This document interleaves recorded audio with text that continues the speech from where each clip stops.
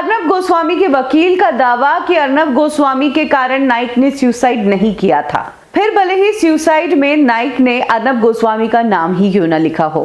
Senior advocate हर्ष साल्वे जो कि अर्नब गोस्वामी का केस लड़ रहे हैं, उन्होंने सामने नाइक की जो फैमिली है जिसने इस केस को फिर से रीओपन करवाया है, इस पूरे मामले पर बहुत सारे खुलासे किए हैं। हर्ष साल्वे ने बताया कि किस तरह से महाराष्ट्र असेंबली में जब एक मीटिंग हुई थी तब अर्नब गोस्वामी का टॉपिक निकला, उसके टॉपिक्स पर उसका डिस्कशन हुआ, उसकी कुंडली बाहर निकाली गई, क्या क्या केसेस उनके पास्ट में रहे हैं, और तब जब ये केस सामने आया उसी दिन अनिल देशमुख ने ये बात डिसाइड कर ली थी कि इस केस को बाहर लाना है। तब जाकर इस केस को फिर से रीओपन करने की प्रक्रिया शुरू हो गई थी। ये बात है मई महीने की इसी साल की।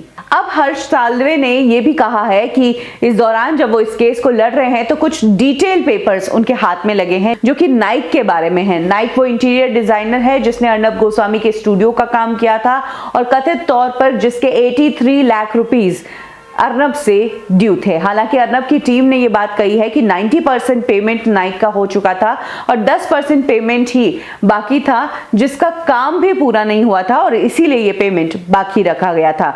वहीं अब हर्ष साल्वे ने कहा है कि नाइक के बारे में उन्हें पता चला है कि नाइक के ऊपर कर्जा था।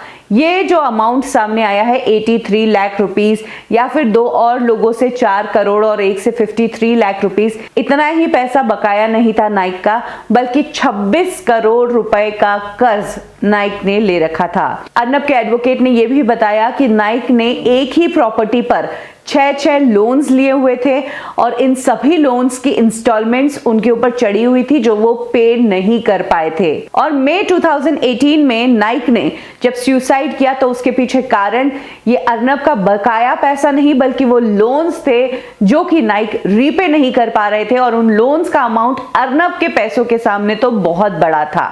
इनफैक्ट अर्नब के वकील ने यह बात भी कही कि जो सुसाइड नोट नाइक के वहां से मिला, उस सुसाइड नोट में किसी मेल की हैंडराइटिंग नहीं थी, बल्कि एक्सपर्ट्स का कहना है कि वो जो हैंडराइटिंग थी सुसाइड नोट में वो एक फीमेल की थी। तीसरी एक और बात जो अर्नब के वकील ने कही वो ये कि नाइक की मॉम ने भी सेम डे सुसाइड कर लिया था।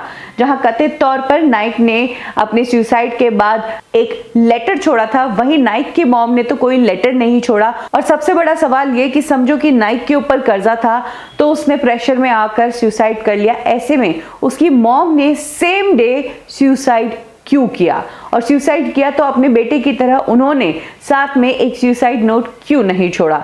तो ये बहुत सारे सवाल हैं जो अब अर्नब के वकील ने कोर्ट में उठाए हैं। कोर्ट में अर्नब गोस्वामी की हियरिंग पिछले 3 दिनों से हो रही है। हर रोज उनकी बेल पर सुनवाई टाली जा रही है, कल होगी। ऐसे में आज एक बार फिर से बहस जारी है। देखते हैं कि क्या अर्नब गोस्वामी को आज बेल होगी या फिर वो संडे जेल में ही बिताएंगे, और क्या आगे आने वाले दिन भी उन्हें जेल में ही बिताने हैं। क्या इस बार दिवाली अर्नब की जेल में ही कटेगी?